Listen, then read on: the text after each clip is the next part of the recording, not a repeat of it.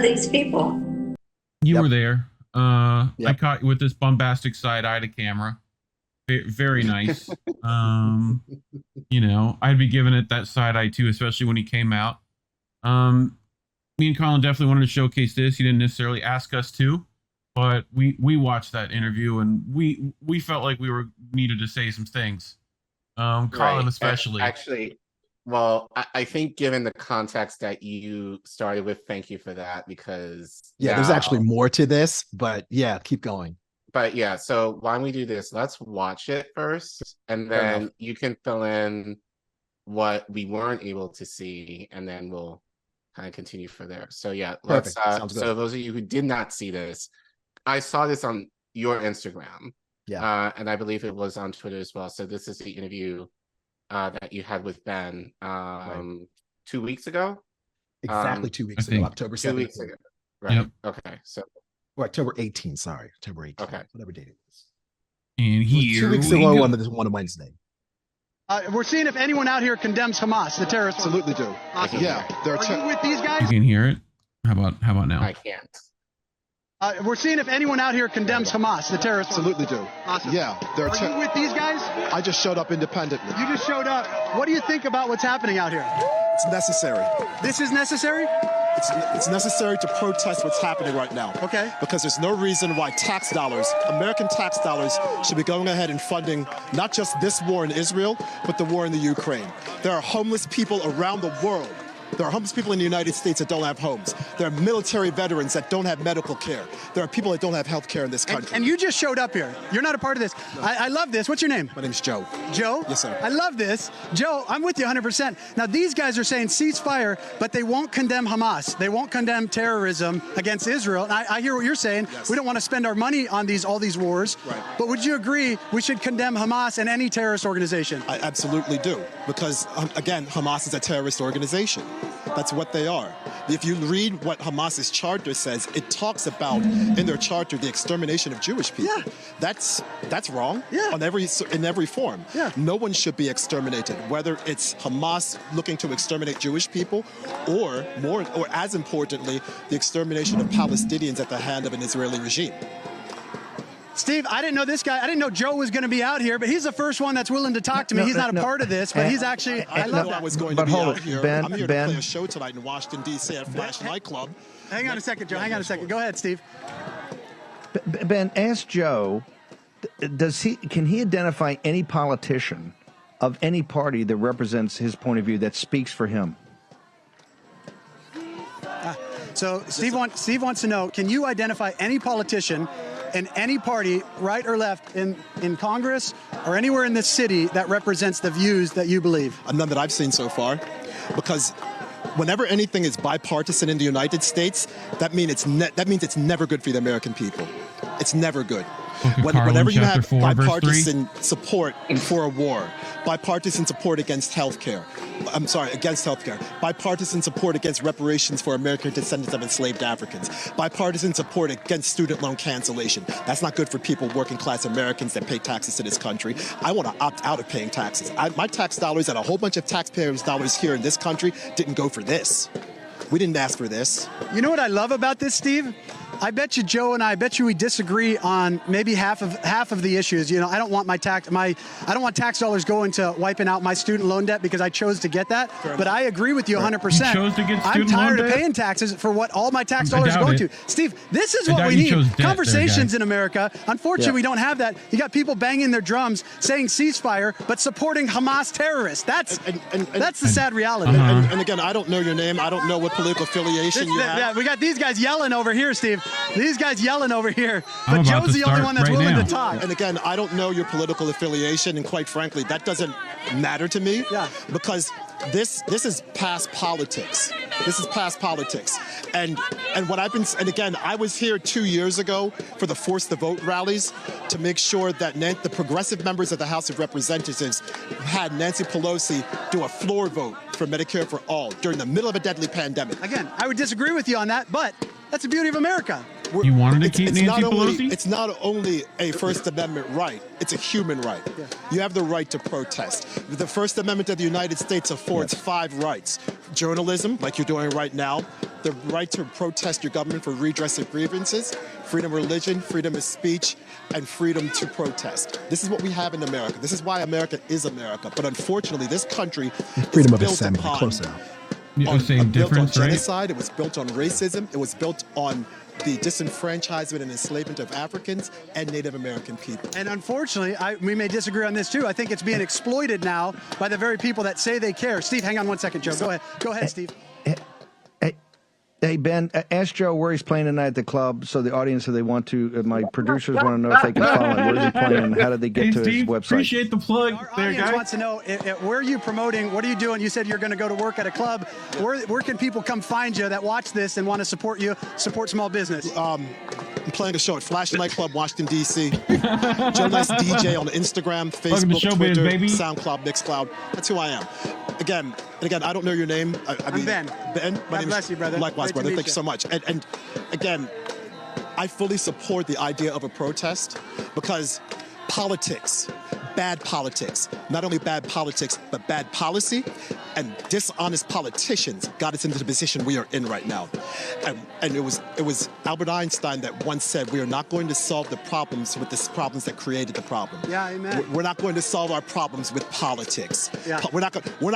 If we think we're going to vote our way out of this, we're sadly mistaken. There needs to be more protests like this. Wow. There needs to be industrial. I would disagree with like this because they're supporting terrorists, but yes, no, they're in not. general. Yes, but against this corrupt government. I thoroughly agree with that. We agree on that. Yeah. There needs to be protests, but in addition, there needs to be industrial action. We need work stoppages, worker strikes across this country, intra-industry and inter-industry. Because right now the government is not listening to the people. They're not listening to the people. They're not. We've had a bunch of politicians in this country that are doing whatever they want, and that has to stop. Yeah. Collin, I'm going to just let you, because from the jump, Ben, your hat's on way too tight. We're going to have to talk. All right? Bro, you started off wrong. No, he started off wrong given that he was baiting people, yes. basically by what he was saying, Joe. Right. He was looking for a fight, basically. He was looking for people to kind of strawmanning everyone in the crowd who supports terrorists, so he says. You know. And then he came to you, and you actually had a decent conversation with him that he had to, he wouldn't even let you finish thoughts because you actually smacked him outside the head that he can necessarily get a word in that kind of fit within this narrative. But I do have a lot more to say, but I know you said there was more to this. Yeah, so you want to share? Yeah. Let me go ahead and kind of add a bit more context to everything, and then sure. I think it would kind of encapsulate everything that we have going on. So after the end of the interview, I just kept filming on Instagram. That was it. And then I was there about maybe 55, maybe 60 minutes, and I saw my phone with battery was starting to get down to that 15%. That's the danger zone, because once you get to 15%, your battery's going to die in about 5 minutes. So I shut down the live feed and then started walking back to the Airbnb. My phone was just buzzing the entire walk back to the Airbnb. And I'm like, why is my phone buzzing so much? Why do I have all these notifications on X? Who are all these new people on my Instagram feed following me? Turns out at that point, that's when I figured out that a bunch of people that were watching on Rumble saw the interview.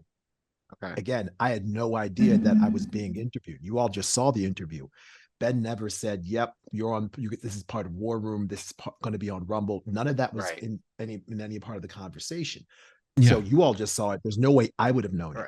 Well, just as a side, that makes what he did especially more heinous because he didn't introduce himself. He didn't say, oh, I'm streaming to this or this. Can I ask you a few questions? He just kind of rammed into you and basically just, it seemed like, just started asking questions. Yeah, looking for a gotcha of do you condemn Hamas, which is me and Collin have done whole stories on this show about condemnation and why it's being used now, how it's being used in the past. It's Iraq war stuff all over again. It's you know, if you don't support Israel, you somehow support terrorism. You know, it's also asking Palestinians to condone themselves in some weird aspect of like, and yet none of them can answer when I ask them, who made Hamas? They have no idea. Zero clue that was us and the Israelis. No clue that the creator of Hamas said Hamas was the children of Israel because they made it to fight against the Fatah and the PLO because those were secular organizations and Israel didn't like that. So they funded Hamas. It's just like how we funded Wahhabism to fight godless commies, quote unquote. You know? So it's just not understanding the historical context of the region, pretty much. Well, understand. I don't want to think that people are necessarily that ignorant about that. I think it's just a lot of denial and trying to fit a narrative. And we know that Steve Bannon is very much pro-Israel Zionist himself. So, and I'm sure, I don't know Ben, never seen Ben prior to your clip, Joe, but I would assume it reminds me of like, we've got to say radical Islamic terror. You got to say it. It's like, it's that all over again too, you know? Right. So anyway, Joe, do you want to continue sorry, so that was an aside, but do you want to continue like when you saw your phone blowing up? Yeah. Let me keep doing that because again, there's more to all of this. So when my phone just started going crazy, it was an overwhelming number of people who were watching on Steve Bannon's War Room that said, hey, I agree with a lot of what you said. Right. Some of the direct messages that I've received over the past 2 weeks, it's ranged from, I don't agree with everything you said, but I like the fact that you had a strong opinion, to, hey, Joe, why don't you run for office? We need people like you in Congress. That's been the range of opinion, and all of it has been overwhelmingly positive. And Reef and Collin, the majority of people that have been commenting and talking about the video, leaving comments, it hasn't necessarily, the majority of the people aren't necessarily in my quote unquote music circle. Honestly, it's been a whole lot of people from the Steve Bannon War Room collective that were responding positively to what I had to say. Yes, of course, there's going to be political differences and no one's going to agree on everything. But what that interview did, and regardless of what anybody thinks of Ben, I didn't know who he was, but I did my research after I found out all of these new followers were on my phone and on my Instagram and direct messaging me on Facebook and on both my fan page on Facebook and the personal Facebook page. He is the founder of the Law and Border podcast on Real America Voice News. He's the founder of Frontline America, and he identifies on his X page as a Christian conservative husband and father. All good. No problem with any of that. That's great. And when he said that we probably disagree on half of the issues, that's probably true. I that's no doubt about that. I could sense the disagreement in some of the things that I was saying as I was answering the questions. I could sense that, especially when I talked about how America was founded on racism and the disenfranchisement of Africans and Native Americans. And when I talked about student loan cancellation, I could sense the disagreement. And that's okay. We're allowed to disagree. That's fine. But what I also noticed was there was an obvious consensus with much of what I had to say in that interview. And the obvious consensus was, number one, we shouldn't be funding any wars, regardless of where they are, whether they're in Israel or the war in Ukraine. Number two, tax dollars should be used back in America and not be used to be funding wars, especially in the instance of Palestine bombing brown people, because we've seen plenty of that through the United States hegemony. Number three, we have dishonest politicians in Washington, D.C., which we will talk about later as one of the subjects of this podcast. There's plenty of dishonest politicians across the board. And it doesn't matter what side of the aisle you are on, whether you're a Democrat or Republican or independent in the case of Angus King or in Bernie Sanders. There's plenty of dishonesty across the board, and all 538 members of Congress are corrupt. It's just a matter of how much corruption each of these members in Congress have. So on my phone, when I looked at a lot of the profiles from the people that were following me, many of them were Second Amendment supporting, MAGA loving, Trump supporting Christian conservatives, which from the people that know me, that's not really what I'm about. But at the same time, I'm certainly about unity. I'm certainly about unity. And there's a lot of people that aren't looking at the bigger picture. And when I pointed to the building and I said, look, this is past politics, I meant every word of that.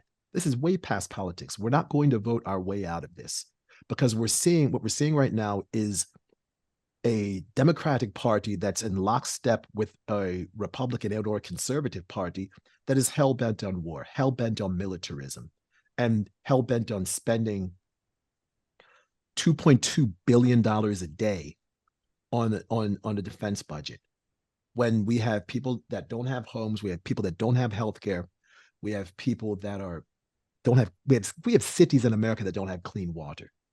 Flint, Michigan still has dirty water. So does Jackson, Mississippi. We still have a lead paint problem in various cities around the United States. We have dilapidated infrastructure all over America. And we're spending money to bomb other people? That doesn't make any sense. That doesn't make any sense. So Yeah. when I'm going to try to find the words, I want to try to be as nuanced as I possibly can about this.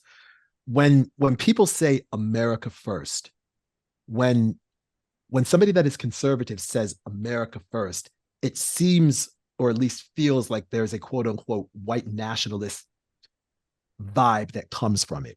Right. But if a Democrat says, for example, when Joe Biden says, hey, we're going to make sure we put American jobs first, we're going to bring back good paying American jobs from overseas, isn't that putting America first?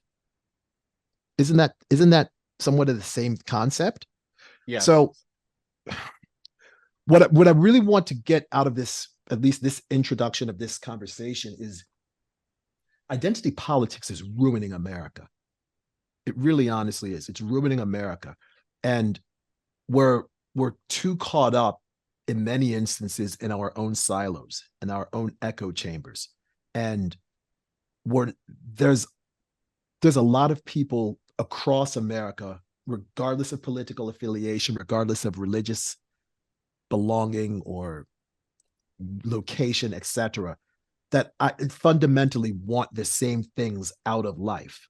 Yeah. Where I think the big part of the division that we see in this country is the methodology of achieving our specific goals, is how we go about getting what we want from the United States of America, and finding representation that represents the people, not the billionaires and the oligarchs and the technocrats and the oil barons and the sugar lobby and Wall Street executives, etc. So, Well, that's the problem we see, is that's so like connected that it's like the system's so rotten. You almost got to like rip it out and put in new, floorboards and like, you know what I mean? Like, I agree. And yeah, this is why I continually say, and I've had this in private conversation, I've talked about this before, America needs a cultural autopsy. Yeah. We need a cultural autopsy. We need to figure out why things are the way they are. We need to figure out why Karens become Karens.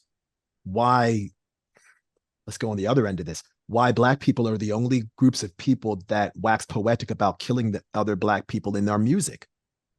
We need to talk about this.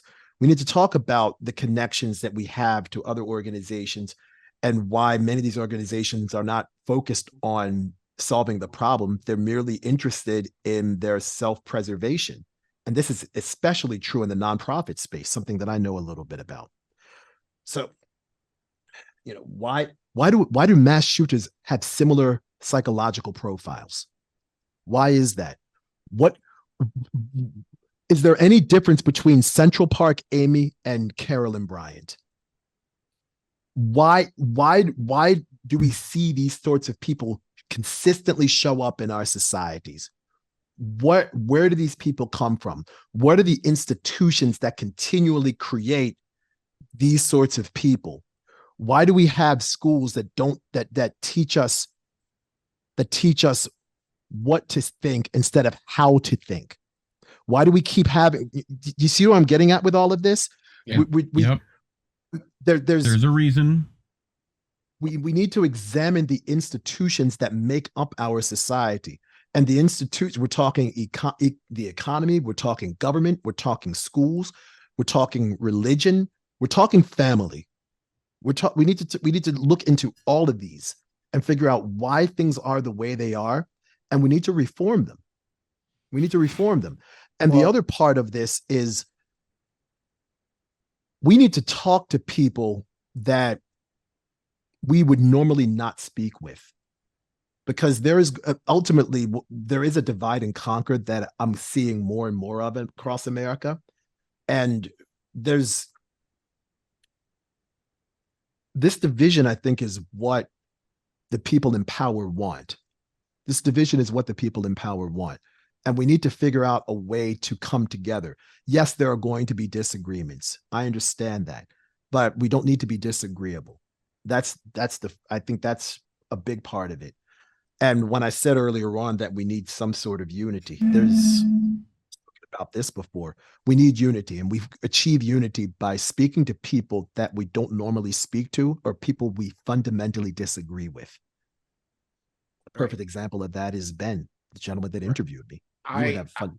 Go ahead. But even with that, even with this interview, and I think this has been my frustration. Okay. Reef knows this for the last few weeks in talking about the Israel Hamas conflict.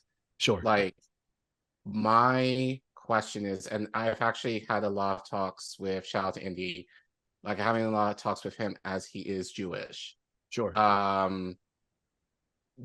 What is missing from the narrative in terms of this conflict? And you've noticed, and I'm sure a lot of you guys in the chat, and you have noticed over the last few weeks, there's been a lot of talk of ceasefire, which I think Reef was kind of sharing with you before we went live. For me personally, I have a problem in the way that is kind of being phrased just as a catchphrase almost, in terms of the idea of like, yeah, you're calling for a ceasefire among, I guess, Hamas and the Israel government, but you're still willing to fund Israel with billions of dollars to continue their military. We've also showcased how much it's not just Hamas. There's like 9, 10, 15 different like revolutionary groups there. Hamas, even among itself, is split up into 4 or 5 different groups. That not all of them agree with tactics and decisions, and so yeah. I mean, there's nuance everywhere here. So well, I honestly, I don't think there's that much nuance at all in this case, because it's the idea of like, Israel is a product of a colonizer project that was meant to take European Jews and bring them into an area of the world that was seemingly promised to them. And I've mentioned this several times, but the idea that the British government was willing to give countries like Uganda, Kenya, Argentina, Madagascar as possible settling countries, because and I put this in a tweet.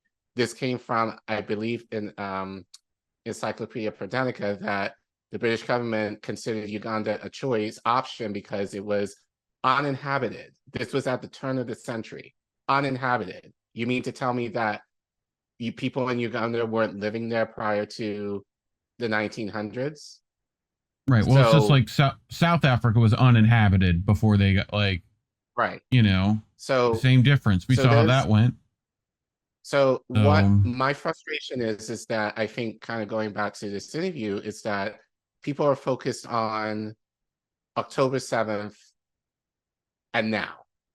And people might say, oh, I sympathize with Palestinians and their struggle and whatever else. Yes, we need to get them humanitarian aid, like all this, like they have no water, they have no electricity cut off. That sucks. A lot of people are hearing that. But I think for me, like what I would have loved for you to share with Ben and Joe, and I think especially with the audience, that now we know we're listening to you.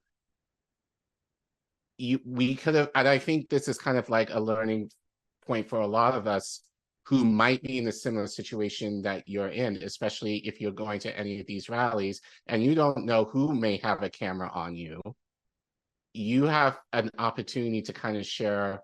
So, and I think to Ben's, I think Ben was gracious in, well, like he came off like car salesman, but he let you speak, so I will give him credit that he allowed you to speak. I think that's Joe's able to transition well enough. You know what I mean? Right. Like, right. You would be like, hold my but- beer. I can talk about real shit while you try to trap me and shit. Because Ben obviously had an agenda. Like he wanted to, he ambushed you thinking, oh, you're going to be like all the others here. all the others here, and you are, you wanting to persecute Israelis and all whatever stuff. And I've known you for a long time. That's not what you're about. You are a man of truth and you're a man of knowledge, and and you share that. That Speaking of which, said, do you know where Steve Bannon comes from? By the way, do you hear how he made a lot of his money? It's just an interesting little side note. It was World of Warcraft gold farming. Oddly enough, this is a little fun side note that World of Warcraft is the reason why we have Steve Bannon. But anyway, I'm just kind of frustrated with the idea that people are not talking about, as we said earlier, why Hamas is as it is. Like Hamas became a resistance group in the 80s, right? But we've had this issue with, the Israeli occupation coming into Palestine, terrorizing the indigenous people that were living there since 1948. And it's the idea of, okay, like you think that once they fully occupy Palestine that they're going to stop, like they're looking to Lebanon, they're looking to Egypt, they're looking to expand into Jordan as well. Syria. So yeah. Right. So all these countries that are within that vicinity, that's why I think especially those countries in that vicinity are kind of a little weary as far as letting Palestinians into those countries, because it's like, if we allow them in, that gives Israel carte blanche to kind of terrorize us too. These are the discussions that we're not necessarily having in mainstream media, but more importantly, and I think this is the key thing, that people are not talking about the Zionism that like is the root of all of this. Yeah. In terms of, as I said, that this is essentially the product of a colonial project meant to persecute the indigenous people that have lived there for centuries. And I'm sorry, because I've seen Jewish people, I get this, I get the empathy that you might feel for people who you share a faith and a culture with. That I totally understand.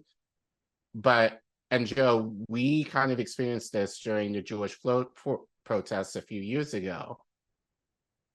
as Black people, even among us, we've had and will have to have some tough conversations among ourselves. Yep. Regarding our own history. Agreed. You know, and I think especially among each other within the diaspora.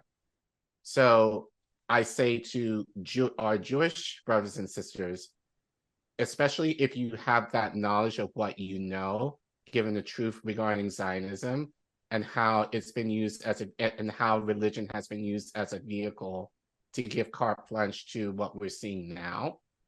I mean, if you want to talk about religion has also been used in the global South as a whole to exploit that. So, you know, and I'm not sure, like, as you said, Ben is Christian. Right. Not sure if he would have been willing to have that conversation. Has he condemned the, you know, I don't know, thousands of like missionaries who've brutally done terrible, despicable things to their near populations, you know? Not even that, you know, just the idea that Christianity was used to justify slavery. Yeah. Or the Crusades, or, you know, I mean, we can go way back. So I think for me, it's just the idea of like,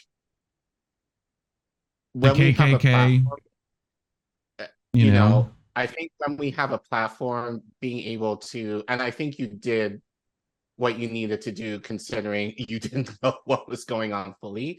But I think this is kind of, in a way, a learning moment for all of us, that, especially for many of us who do decide to go on these protests over the next few weeks or months or however long they continue, that we might have an opportunity to kind of share some truth that people may not otherwise hear in mainstream media.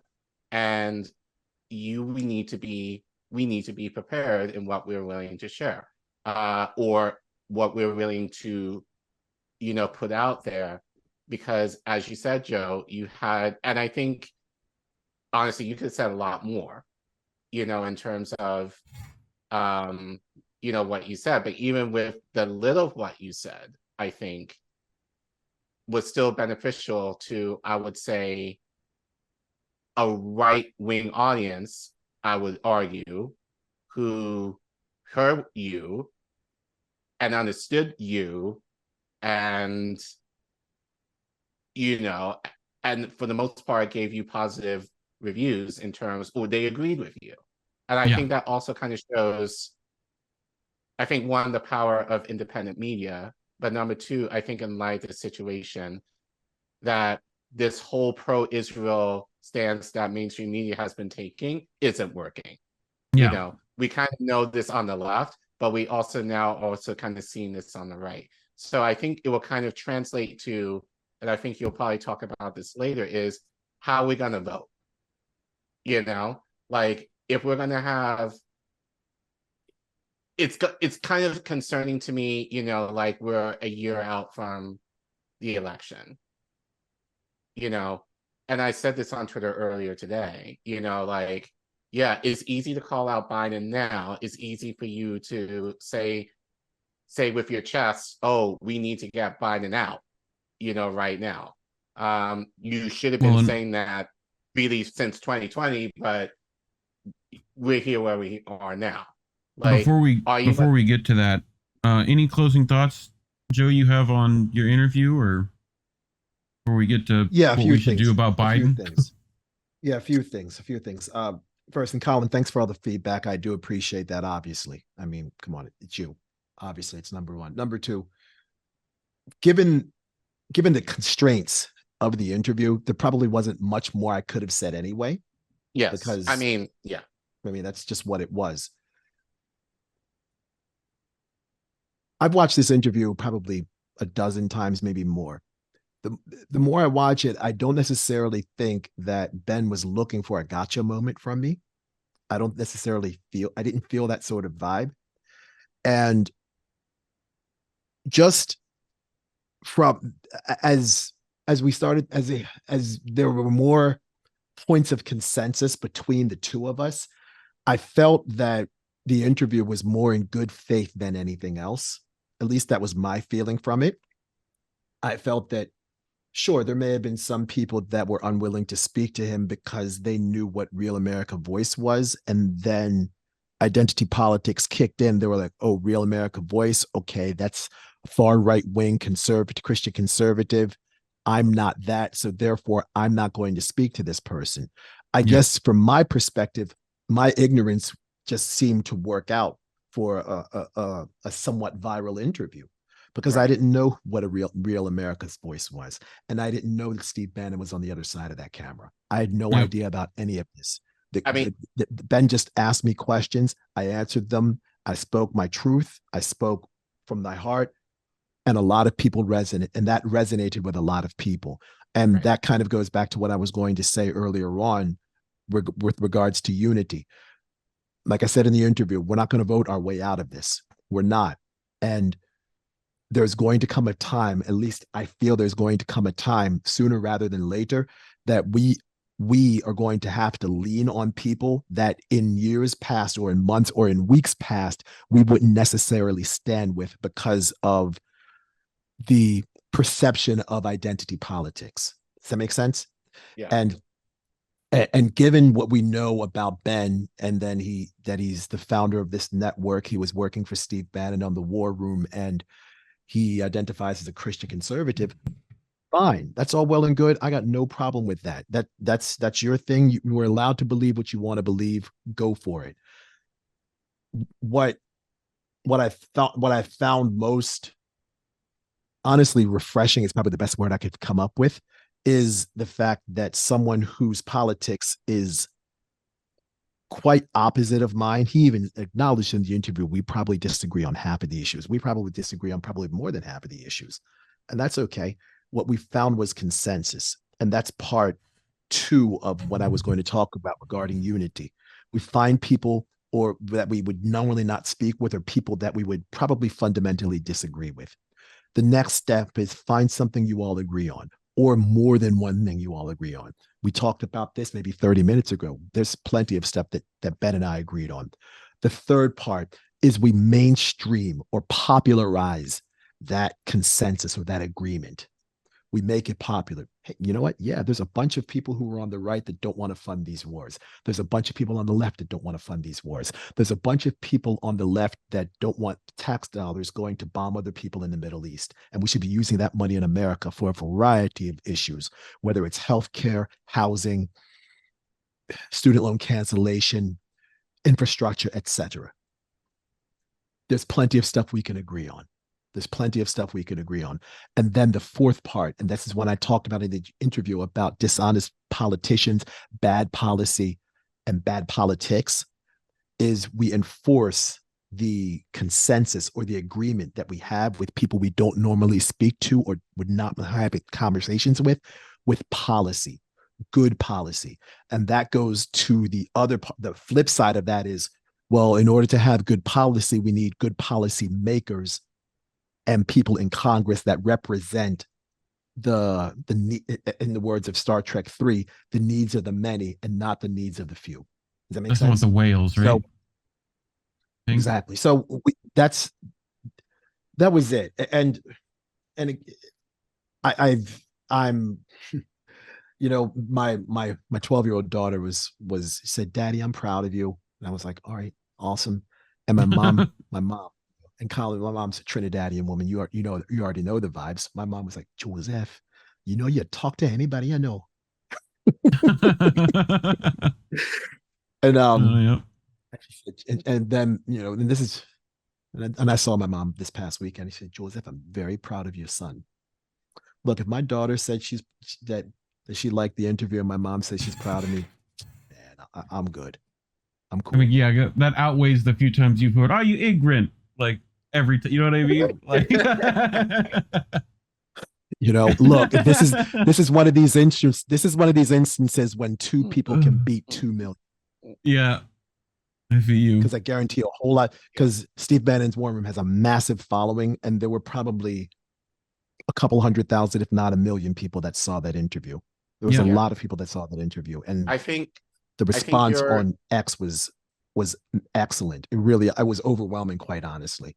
It just reminds me of like, I think that's for me a huge reminder of not being afraid to speak the truth. Because I think in as much as, you know, mainstream media will do anything that they can possibly can, or any people within the lobbyists of the powers that be in government will want to tear you down, you know, to uphold the narrative.